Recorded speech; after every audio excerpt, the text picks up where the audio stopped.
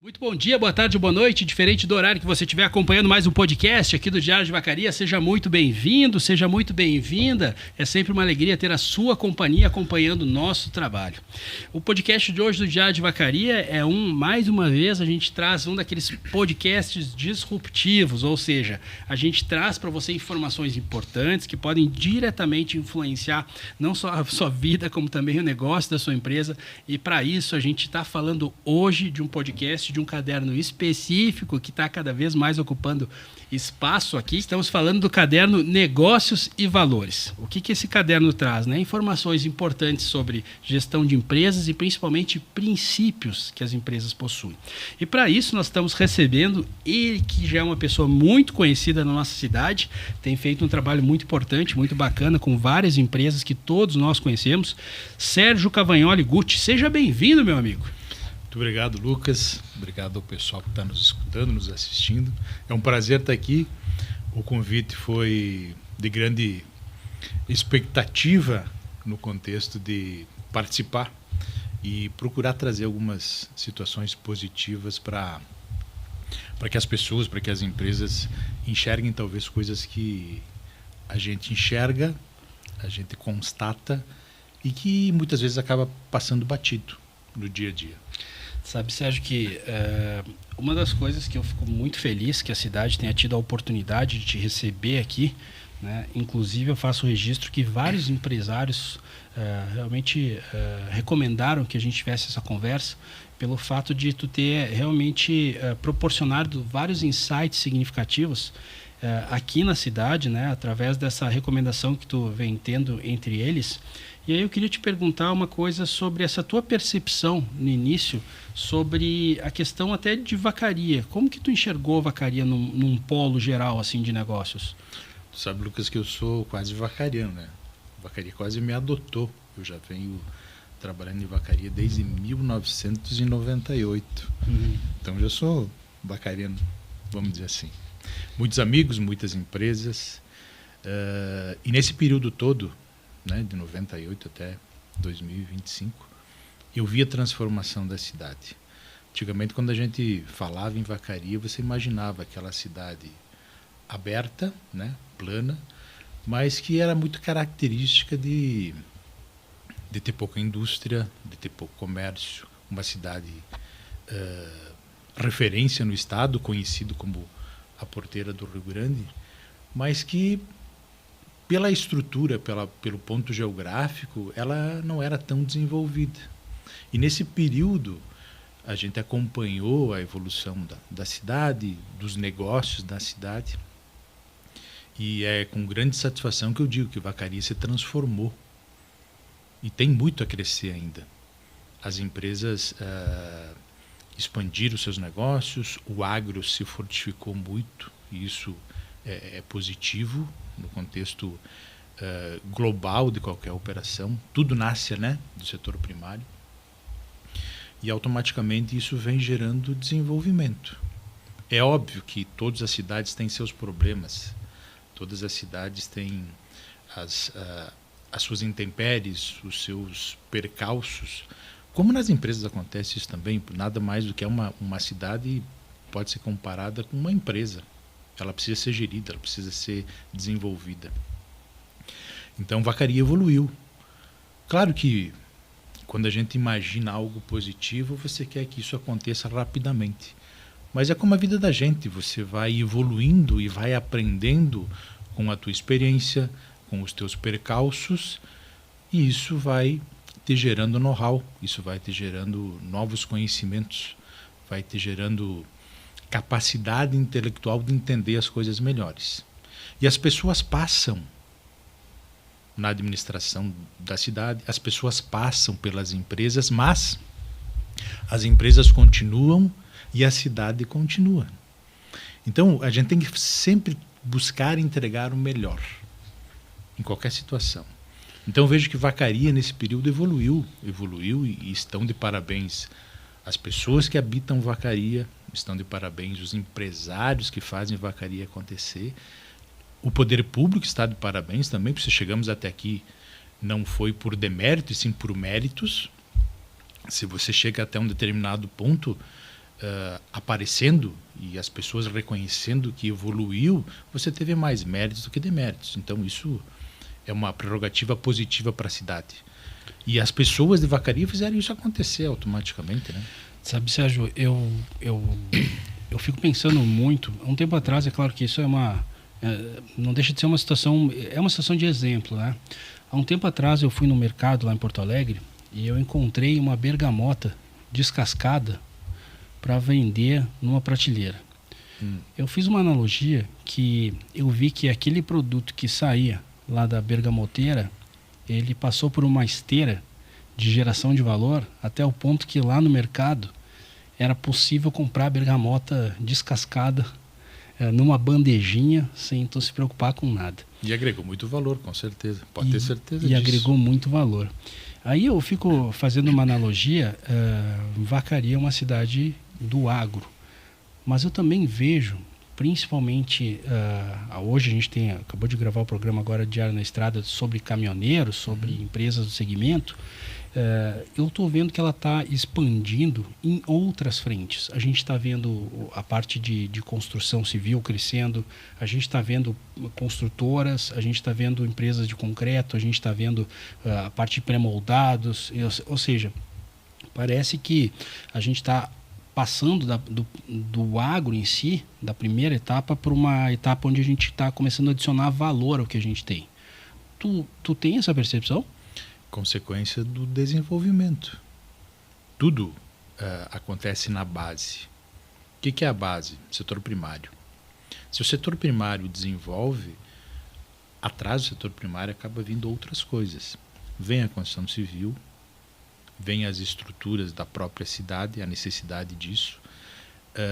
Vem as empresas que vão processar parte dessa questão do agro, né? Vacaria é reconhecida mundialmente pela produção de maçã, vinculada especificamente ao agro, que gera uma referência e acaba gerando uma cadeia de valor positiva para a cidade automaticamente.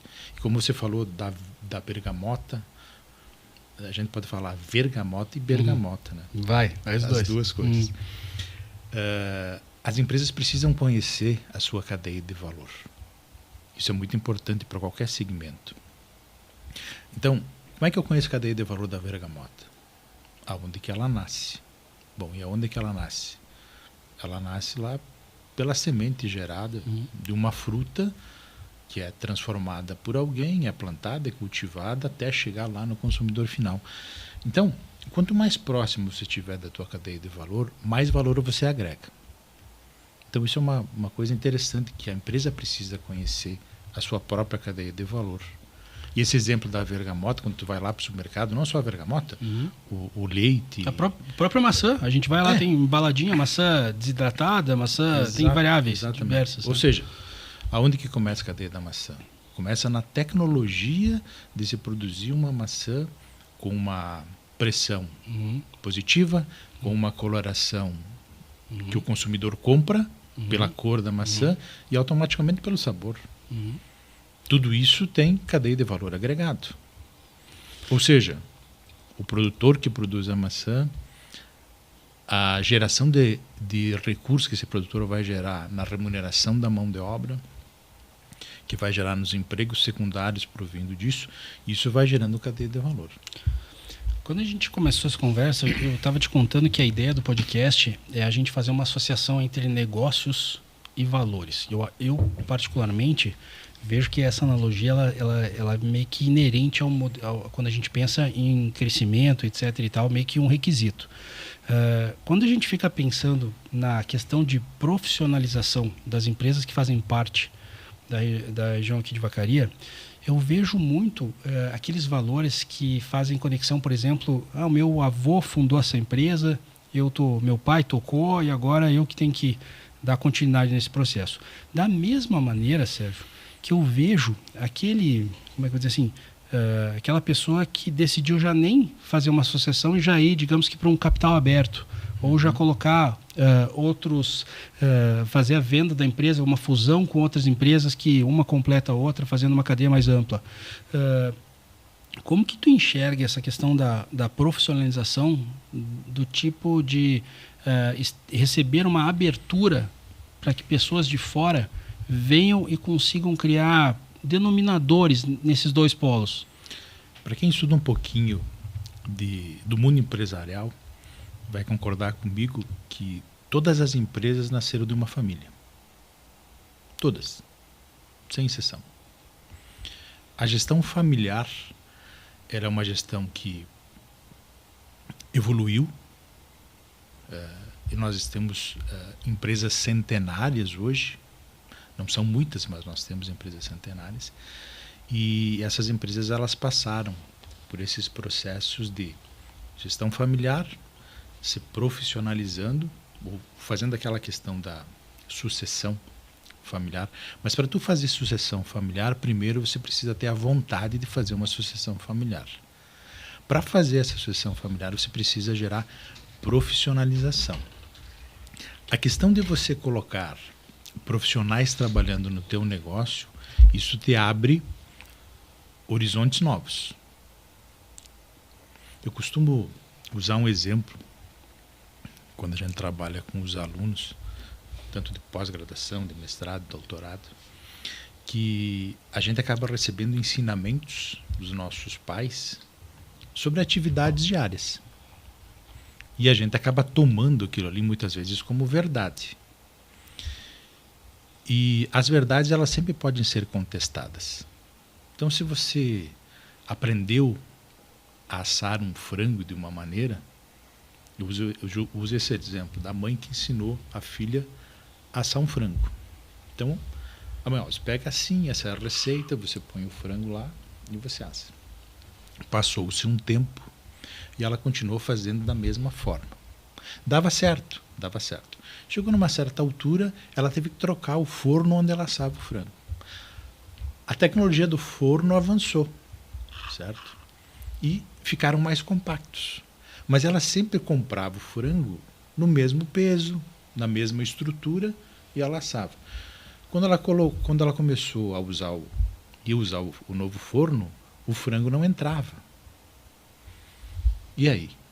Como é que eu vou fazer agora? Simples. Ela teve que reaprender a assar o frango. O mesmo frango, ela começou a cortar em partes. Ela fez uma inovação. Então, nem toda verdade ela se torna sempre absoluta. Você tem que ir evoluindo e aprendendo. E na questão de gestão familiar, é praticamente isso. Nem sempre tudo que o matriarca fez, hoje vai dar certo. Porque são tempos diferentes, são épocas diferentes. O sucesso e o fracasso empresarial, eles caminham muito juntos. É uma pequena diferença. Um acaba sempre dependendo do outro.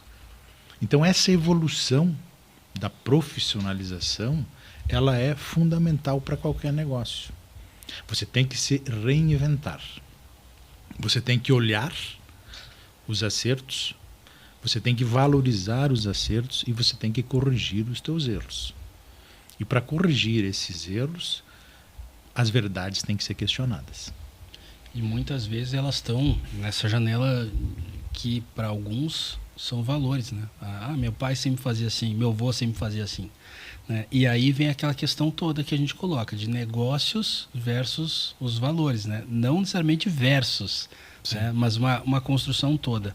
Eu fico pensando muito quando a gente vai aí trazendo um pouquinho mais para as empresas, como que é a importância de essas empresas como é que eu vou dizer assim, estarem sendo bem conduzidas do ponto de vista de enxergar tudo o que está acontecendo. E isso é uma coisa que são muitas as falas por aí que a gente vê que dizem que é muito mais importante que as respostas são as perguntas. Quando a gente faz um trabalho, por exemplo, de conseguir passar pela primeira barreira de a pessoa aceitar alguém receber um consultor dentro de uma empresa, como que começa o processo de construção assim de questionamento, Sérgio? Você sabe que quando eu entrei no mundo da consultoria, foi por um desafio pessoal meu. Eu queria ser médico. E na minha época, filho único, órfão de pai, meu pai faleceu muito cedo. Eu não tive condição de estudar medicina. E aí uma pessoa disse o seguinte, olha, se você não tem condição de estudar medicina, daqui a pouco a gente muda o perfil da cura. Ao invés de você tratar pessoas, você começa a tratar empresas. E aí que eu me apaixonei pelo mundo da consultoria. E a consultoria é muito baseada numa palavra que eu sempre uso: confiança. O empresário, o gestor, sempre chega a um determinado caminho que ele vai se deparar com algumas dificuldades. Isso em decorrência do próprio mercado, das mudanças cíclicas que acontecem. E essas dificuldades, a gente busca ajuda. Quando você tem um problema de saúde, o que é que tu faz? Procura um médico. Vai procurar um médico. Quando você tem problema numa empresa, o que é que você faz? Você procura alguém para te auxiliar, para agregar valor. E esse buscar, como você busca um médico, você vai pedir informações se o médico é legal, uma indicação. Estou com uma dor nas costas. Tu já teve alguma situação assim e tal? Tu consultou com alguém? Como é que foi? E isso é o que a gente chama de QI, quem indica. Então a consultoria funciona muito nisso, na questão da indicação. E ela só vai funcionar se ambas as partes, empresário e consultor, a transparência for mútua, no seguinte sentido: eu preciso enxergar a tua empresa sem maquiagem nenhuma. Não adianta você me trazer para dentro da empresa e dizer que tu tem uma consultoria para tirar um pouco o peso das tuas costas. Não, o teu peso vai aumentar, porque a consultoria vai exigir mais que a tua empresa seja mais profissionalizada, no sentido de se agregar valor entre o que você enxerga e o que nós podemos proporcionar que você não está enxergando. Então, isso gera valor. E eu tenho a grata satisfação, eu acho que se tiver algum consultor nos escutando aí, vai concordar comigo, que uma frase mais ouvida durante essa minha trajetória de consultoria foi o seguinte: por que eu não iniciei esse processo antes? Por que eu demorei tanto tempo para transformar o meu negócio em situações que para mim estavam corretas, para mim estavam ok, e hoje eu vejo que eu posso implementar, eu posso melhorar muito com isso. O que se chama isso? A operação, ela te limita muito. Quem opera, eu vou usar um jargão aqui, né? Quem trabalha no operacional pensa menos. Quem trabalha no estratégico enxerga um pouquinho fora da caixa. E o enxergar fora da caixa é o que sustenta empresas, ou que pelo menos busca perpetuar a vida da empresa. Uma empresa como o homem, como ser humano. Se eu colocar num plano cartesiano a vida de uma empresa, ela começa do zero e ela vai terminar no zero. Nós começamos no zero e vamos terminar no zero. Nascemos, nos desenvolvemos, nos estabilizamos e começamos a declinar. Qual é que é o grande desafio do gestor? É quando você chega na curva da estabilidade que tu vai crescer. Crescer é fácil. O difícil é você se manter no topo e estabilizar no topo e evitar o declínio. Quando você começa a sentir que você está declinando, a consultoria, a gestão da empresa, ela te dá sinais desse declínio. Nós temos instrumentos de gestão que mostram quando você começa a ter algumas dificuldades em termos de operação. E isso envolve o financeiro, isso envolve a gestão de custos, isso envolve o próprio planejamento que a empresa tem de maneira global, né? E o ser humano é igual. Quando que nós descobrimos que nós estamos morrendo? Já se questionaram sobre isso? Já se questionou? Quando é que eu estou morrendo? O organismo dá sinais disso. Eu costumo dizer isso para os meus alunos. Eu digo, sabe quando é que uma empresa começa a morrer? ela dá sintomas. Professor, eu não sei. Bom, então vamos lá. Vou usar um exemplo do ser humano. Quando o ser humano é jovem, né? Chega aí até os 40 anos, 50 anos, mas a partir de uma certa idade você começa a perceber que o teu organismo ele começa a dar sinais. Por exemplo, a tua sobrancelha antigamente ela não tinha pelos maiores. Mas daqui a pouco tu vai no espelho, mas tem esse pelo aqui na sobrancelha, né? É o teu organismo protegendo a tua visão. Aí você está escutando uma música, coloca o fone de ouvido e você sente um barulhinho esquisito com os pelinhos que tem na orelha. Uhum. Mas eu não tinha isso, cara. É o organismo protegendo a tua audição. Aí daqui a pouco você está respirando, dá uma coçada, mas eu não tinha esses pelinhos saindo do meu nariz aqui.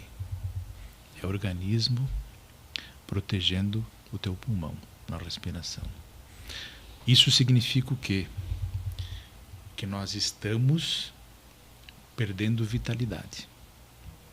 Sintomas de que eu estou mais para lá do que para cá. Ou seja, eu costumo usar uma frase que eu já sou aquele ser humano que tenho mais passado do que futuro.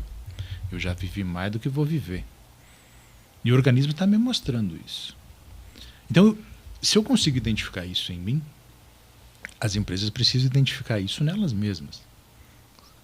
Em que estágio de vida eu estou na minha perpetuidade? Todo negócio um dia vai morrer. Cara, sabe que eu escutei essa semana uma frase que não tinha feito essa observação. E aí era, na verdade, uma pergunta. Que a pessoa disse assim... Alguém trouxe aqui para nós que disse assim, Lucas, qual que é o oposto de morte? Você viu essa, tia? Qual que é o oposto de morte? Vida. Cara, eu também pensei a mesma coisa que tu, te confesso. E daí a pessoa disse então assim... nós somos normais. Não, mas eu acho que essa pessoa era fora, porque realmente é uma pessoa muito inteligente. E ela me trouxe assim vários insights que eu gostei, porque justamente naquilo que tu acabou de falar, Sérgio, que a gente...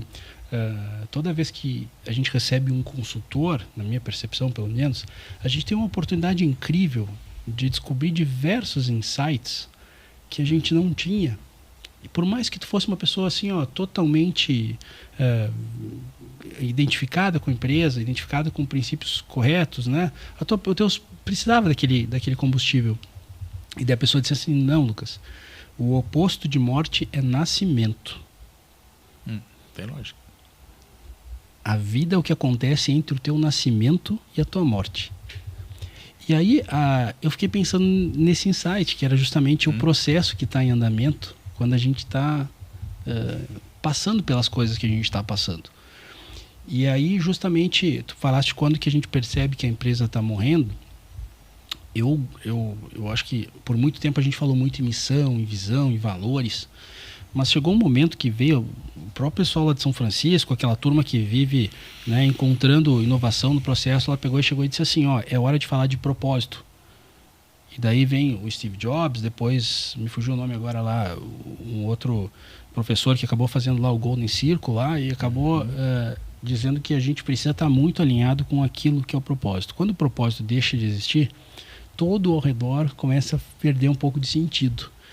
E aí que eu fico pensando muito quando que esse trabalho que a gente está construindo, ele vai justamente de como que as pessoas vão perceber insights, né? E são esses insights que nem tu falou assim, Vacaria me recebeu, né? E aí ela recebeu, na verdade, os teus insights, né? Que são essas percepções que a gente tem, que muitas vezes as pessoas quando pensam no consultor, elas precisam também saber como que o consultor trabalha.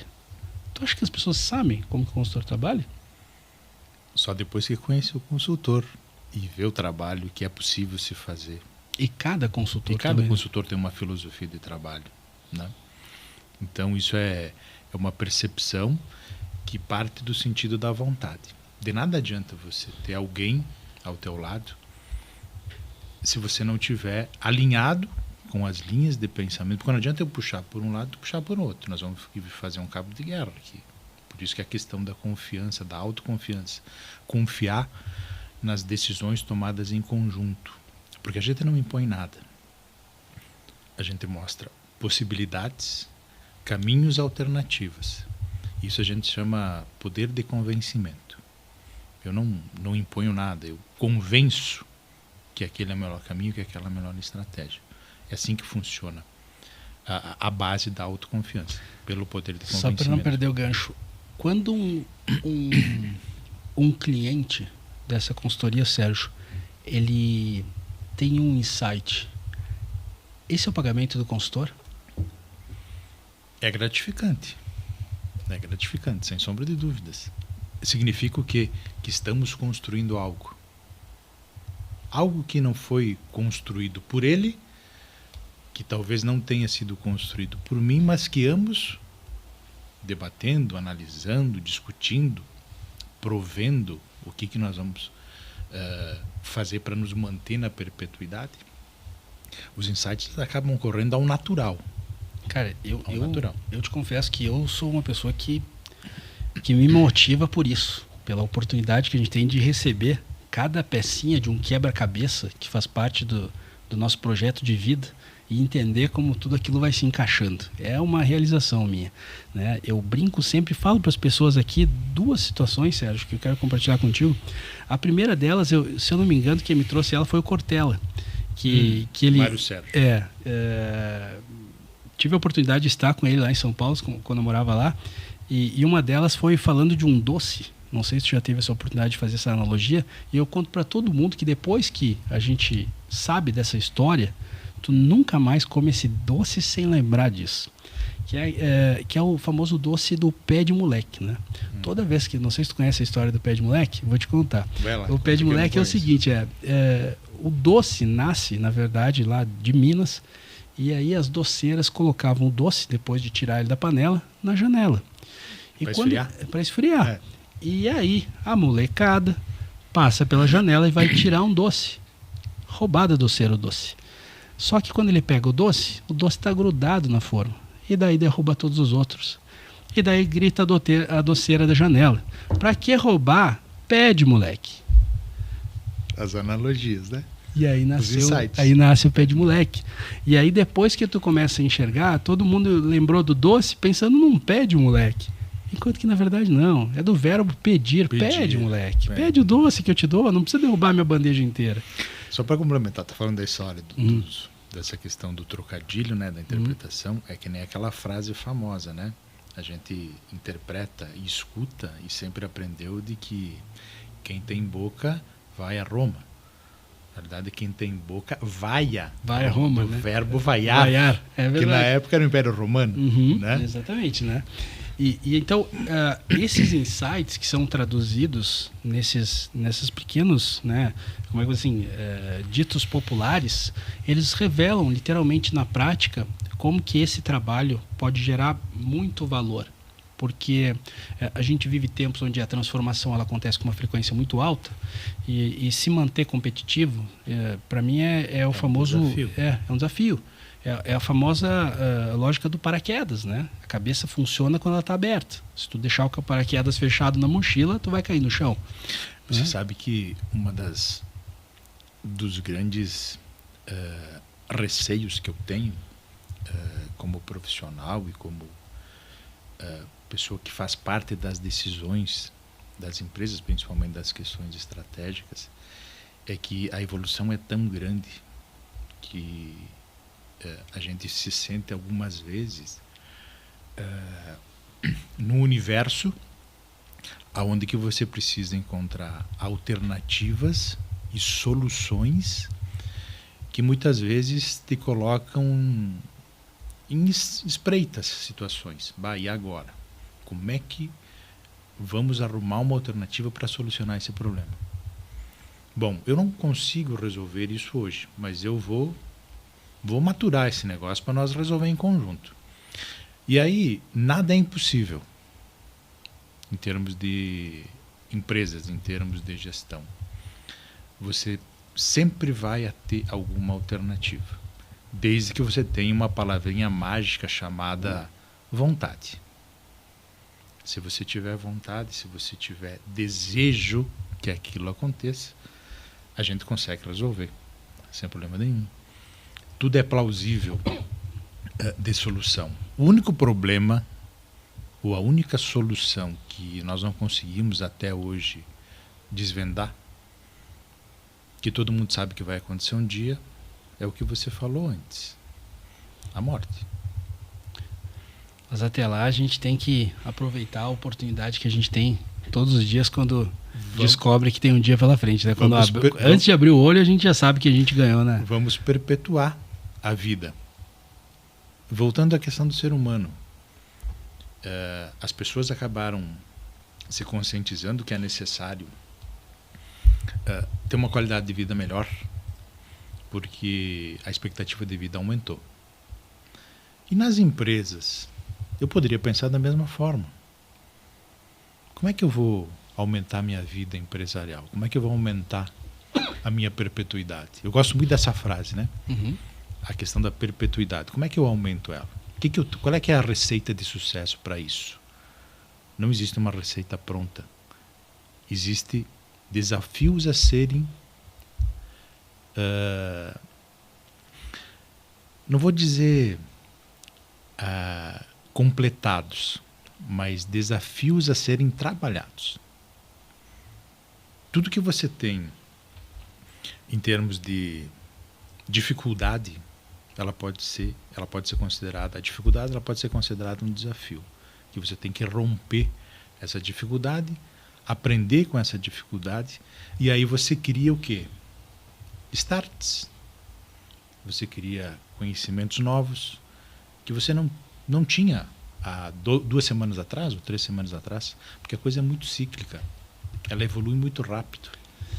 Eu particularmente, Sérgio, eu gosto muito quando a gente consegue ir preenchendo, né, o que na nossa conversa para mim hoje realmente foi um programa totalmente, a gente não entrou lá na parte dos negócios, mas a gente falou tudo sobre a origem deles, que são os valores. Quando a gente abriu, tu disse assim, nem um negócio, né, nunca começa se não tem uma família ali dentro, se não começa estruturado na sua raiz. E é esse realmente o propósito que eu pensei quando bolei esse nome, porque a gente começa a enxergar isso, a gente entende qual que é digamos que assim, o segundo capítulo do livro. Diante daquele valor, daquele princípio, daquele propósito, a gente vai para a segunda fase, segundo capítulo. Certo. E aí tem um tema muito bacana que tem lá no teu livro, que é a interdisciplinaridade. É o termo que tu colocou lá, que resume bem aquela conexão de contabilidade, economia, estatística, administração. Isso tudo integrado para que as corporações passem a ter uma governança muito eficiente, né? Então a gente vence o primeiro capítulo, onde a gente fala de propósito, e a gente começa a olhar né, naquele trabalho que é um trabalho que eu gosto muito de imaginar ele com a figura de um maestro, né? Ou seja, ele precisa orquestrar o violino, orquestrar a bateria, orquestrar os instrumentos que estão ali para que a gente tenha uma melodia, né, sonora positiva. E esse processo, ele não é um processo que, como tu também falou, que ele não é do dia para a noite. Ele precisa ter um tempo de germinação e ele é um processo constante. Ele não é um processo estagnado que tu vai lá e chega no objetivo. Pelo contrário, né? Tu está todo dia colocando, né, recebendo desafios novos e sabendo que diante desses desafios existe a necessidade de tu olhar para a tua caixa de ferramenta e formar uma combinação nova. Ou seja, qual é que é a ferramenta que eu vou usar hoje? Verdade, né? E aí a gente vê como que é importante a gente estar olhando para tudo isso. Vou contar uma história, só me permite, já que você falou a questão de ferramenta, eu lembrei do insight agora. Existia um grande empresário, uma grande empresa, que faturava milhões por dia, né? Tipo essas empresas de varejo, né? Enfim. E tinha um famoso sistema, um robusto sistema de gestão, um ERP. E esse ERP foi desenvolvido pelo Lucas, a empresa do Lucas. Lá. Ok. Chegou um belo dia, o sistema parou. E aí o Sérgio, que é o gestor da empresa, o proprietário, enlouqueceu. Não, como é que eu vou parar de vender? Chamou o Lucas. Ô Lucas, cara, resolve isso aí porque eu não posso parar de vender. Aí o Lucas foi lá, 2 minutinhos, botou o sistema no ar de novo. Aí o Sérgio, tá, Lucas, cara, muito obrigado, quanto que eu te devo aí do teu trabalho. Demorou 5 minutos, né? O cara disse, me deve R$1.000. Não, mas como R$1.000? 2 minutos vai me cobrar R$1.000, cara. Tu só abriu ali, desemparafusou, colocou um parafuso novo e tal, e R$1.000. Disse, então me dá uma nota fiscal disso aí que eu preciso justificar aí no meu desembolso financeiro e tal. Me descreve bem certinho o que é. Aí o cara colocou uma nota de mercadoria, né? R$1, e uma nota de serviço, saber onde colocar o parafuso, 999. O que é isso? Na realidade, isso é conhecimento. O que agrega valor nas empresas? Conhecimento. Bom, Sérgio, eu fiquei muito feliz que a gente teve a oportunidade de ter essa conversa. Espero que a primeira de muitas. A gente, né, tem esse mesmo entusiasmo, né, de proporcionar que cada vez mais insights venham, aconteçam, né, para que as pessoas possam ver aquele propósito dela, o propósito que elas tiveram quando elas iniciaram os empreendimentos que elas acreditaram, né, que seriam empreendimentos que estariam gerando, né, valor para outras pessoas. Diante disso, a gente vê um círculo se formando e resultados acontecendo. Então, deixo esse convite, né, totalmente aberto aí para que tu volte aqui para o Diário de Vacaria, sempre que a tua agenda permitir, para que a gente consiga cada vez mais levar, não só para os teus amigos, que são muitos aqui em Vacaria, né, mas para toda a tua comunidade acadêmica que estão, né, como professor que tu é, consumindo aí as informações que tu compartilha pelas tuas redes sociais. Muito bem. Obrigado pela oportunidade, Sérgio. Eu que agradeço, e com certeza vamos ter muito assunto para debater aí. Não tenha dúvida disso. Eu comentei contigo nos bastidores aqui que nós poderíamos elencar um determinado assunto que serve de guarda-chuva para qualquer tipo de empresa. Então, tem muitas coisas que o empresário, a minha empresa é uma empresa pequena, ela não precisa de uma consultoria. Quem que diz que não? Talvez seja na hora certa, quando você é pequeno, você pode crescer muito mais rápido. A consultoria não é só para as horas difíceis. Ela precisa ser nas horas favoráveis, nas horas boas. Então, o bom disso é você ver que nas empresas que possuem esse trabalho de consultoria, aquela visão de fora, que tem insights que deram certo lá, que não deram certo aqui, que você consegue fazer essa junção, aqui dá para implementar aqui, isso aqui não dá para implementar aqui, isso agrega, isso cria valor. E um negócio, ele só gera robustez, um negócio só gera de forma sólida quando você agrega valor.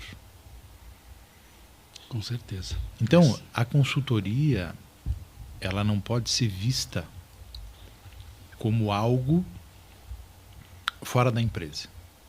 A consultoria só dá certo se você viver a empresa. Então, no meu trabalho não tem quantidade, tem qualidade. Eu estou lá, dentro da empresa. Eu estou lá no chão de fábrica, eu estou lá no financeiro, eu estou lá no custos, eu estou vivenciando com as pessoas, eu estou coletando ideias, eu estou enxergando coisas que acontecem no dia a dia. E uma coisa que nós precisamos ter, só para encerrar, dentro do processo de agregação de valor, você tem o seguinte: a base da agregação de valor é o conhecimento. Porque quem tem conhecimento gera poder de convencimento. Quem tem conhecimento gera poder de convencimento, se torna um líder. Ou seja, um formador de opinião. Só que para você ser um formador de opinião, você precisa escutar. O escutar, você vai gerar novo conhecimento.